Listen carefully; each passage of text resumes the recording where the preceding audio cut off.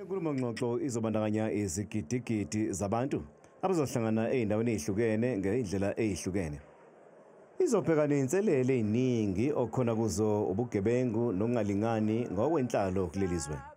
We also need to ask ourselves, why do so many people live in abject poverty and so few live lives of opulence?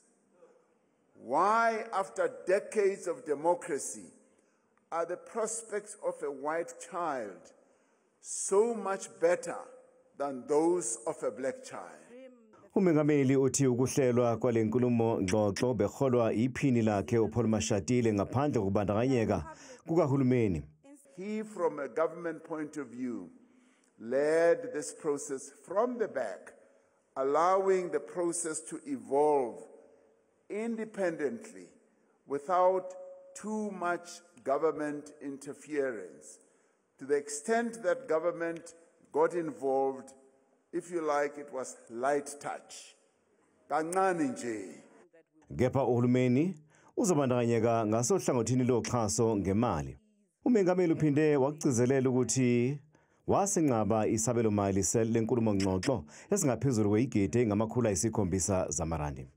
As soon as I saw the number, I said, I shall not allow the taxpayers' money that amounts to 740 million rand to be utilized. We can have this dialogue much cheaper, much lower costs must be the order of the day.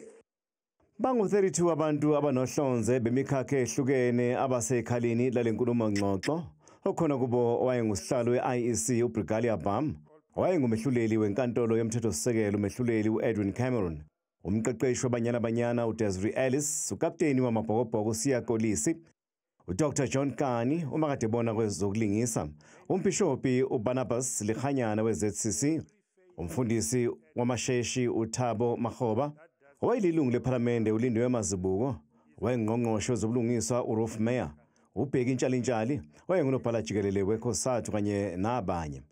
Usihlalo wekhomishana ehlelayo uSolwazi uTinyeko Maluleke.